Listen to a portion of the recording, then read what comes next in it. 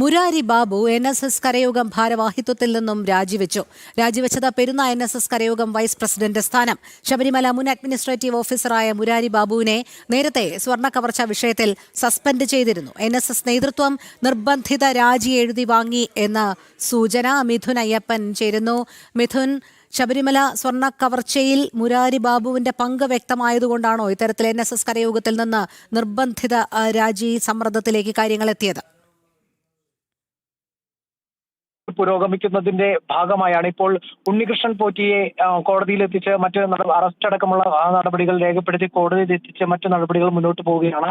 ഈ ഒരു ഘട്ടത്തിലാണ് ഒരുപക്ഷെ മുരാരി ബാബുവിനെതിരെയും ഒരു നിയമ നടപടിയിലേക്ക്, പോലീസ് നടപടിയിലേക്ക്, അറസ്റ്റ് അടക്കമുള്ള നടപടിയിലേക്ക് നീങ്ങുമെന്നുള്ള ഒരു സൂചന ലഭ്യമാകുന്നത്. ഇതിന് പിന്നാലെയാണ് ഇപ്പോൾ NSS നിർബന്ധിത രാജി എഴുതി വാങ്ങിയിരിക്കുന്നത് എന്നാണ് മനസ്സിലാക്കാൻ സാധിക്കുന്നത്. പെരുന്ന NSS കരയോഗത്തിന്റെ വൈസ് പ്രസിഡന്റ് ആയിരുന്നു മുരാരി ബാബു. നേരത്തെ തന്നെ സസ്പെൻഷൻ ഈ കേസുമായി ബന്ധപ്പെട്ട്, അതായത് സ്വർണ്ണ പാളി കടത്തുമായി ബന്ധപ്പെട്ട് ശബരിമലയിലെ മുൻ അഡ്മിനിസ്ട്രേറ്റീവ് ഓഫീസറായ മുരാരി ബാബുവിനെ നേരത്തെ സസ്പെൻഡ് ചെയ്തിരുന്നു.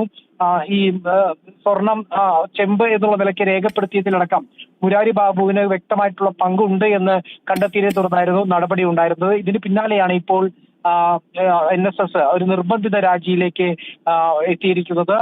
മുരാരി ബാബുവിന്റെ പെരുന്ന NSS കരയോഗം വൈസ് പ്രസിഡന്റ് സ്ഥാനം രാജിവെക്കണമെന്ന് NSS നേതൃത്വം ആവശ്യപ്പെടുകയായിരുന്നു എന്നാണ് നമുക്കിപ്പോൾ ലഭ്യമാകുന്ന വിവരം. ഇതിന്റെ അടിസ്ഥാനത്തിൽ ഇപ്പോൾ കരയോഗം ഭാരവാഹിത്വത്തിൽ നിന്ന് രാജിവെച്ചതായാണ് ഇപ്പോൾ നമുക്ക് ലഭ്യമായിരിക്കുന്ന വിവരം. അറസ്റ്റ് അടക്കമുള്ള നടപടിയിലേക്ക് നീങ്ങുന്നതിന് മുന്നോടിയാണ് അതിനു മുമ്പേ സ്ഥാനമാനങ്ങൾ രാജിവെപ്പിക്കാൻ വേണ്ടി NSS നിർദ്ദേശിച്ചിരിക്കുന്നത്. മിഥുൻ, അതോടൊപ്പം ഒരു കാര്യം കൂടി, മുരാരി ബാബു ഏത് രീതിയിലാണ് ഈ സ്വർണ്ണ കവർച്ചയുമായി ബന്ധപ്പെട്ടിരിക്കുന്നത് എന്നുള്ള കാര്യങ്ങൾ കൃത്യമായി തന്നെ മനസ്സിലാക്കിയതുമാണ്. എന്തായാലും അദ്ദേഹം ഈ NSS കരയോഗ ഭാരവാഹിത്വത്തിൽ നിന്ന് രാജിവെച്ചതോട് കൂടി അവിടുത്തെ ബാധ്യതകൾ ഒഴിയുന്നു എന്നുള്ള ഒരു സൂചന കൂടിയാണോ നൽകുന്നത്? NSS ഈ കാര്യത്തിൽ നിലപാട് അറിയിച്ചിട്ടില്ല എങ്കിൽ പോലും മുരാരി ബാബുവിനെ അവിടെ നിന്ന് ഒഴിവാക്കുന്നതിലൂടെ ഉദ്ദേശിക്കുന്ന ഒരു രാഷ്ട്രീയം എന്താണ്? അറിയാം, അയ്യപ്പ സംഗമവുമായി ബന്ധപ്പെട്ട് എടുത്തിട്ടുള്ള നിലപാടാണ് NSS സർക്കാർ അനുകൂല നിലപാടെടുക്കുന്നു എന്നുള്ള തരത്തിലുള്ള അത്തരത്തിലുള്ള ഒരു വിലയിരുത്തലിലേക്ക് നീങ്ങിയത്. അതിനുശേഷം ഈ വിഷയത്തിൽ ഒരു സമദൂരം തന്നെയാണ് ഇപ്പോൾ നിലപാടെന്ന് NSS വീണ്ടും വ്യക്തമാക്കിയിരുന്നെങ്കിൽ പോലും ഇത്തരം സർക്കാർ അനുകൂല നിലപാട് വലിയ രീതിയിൽ വ്യാപകമായിട്ടുള്ള പ്രതിഷേധത്തിന് വഴിവെച്ചിരിക്കുന്നു.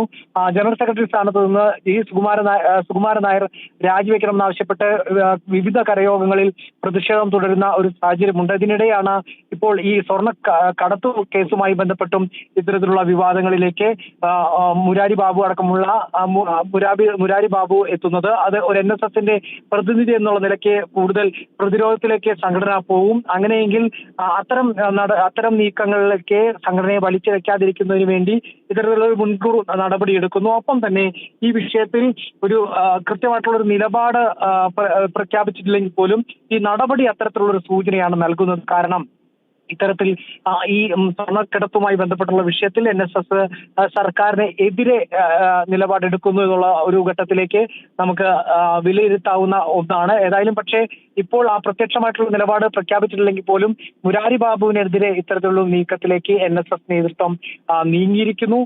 ഒരുപക്ഷെ ഈ വിഷയത്തിൽ ഇപ്പോൾ അറസ്റ്റ് അടക്കമുള്ള നടപടിയിലേക്ക് നീങ്ങുമ്പോൾ NSS ഈ വിഷയത്തിൽ പ്രതികരിക്കുമെന്ന് തന്നെയാണ് നമ്മൾ പ്രതീക്ഷിക്കുന്നത്. ശരി, മിഥുൻ അയ്യപ്പനാണ് വിവരങ്ങൾ നൽകിയത്.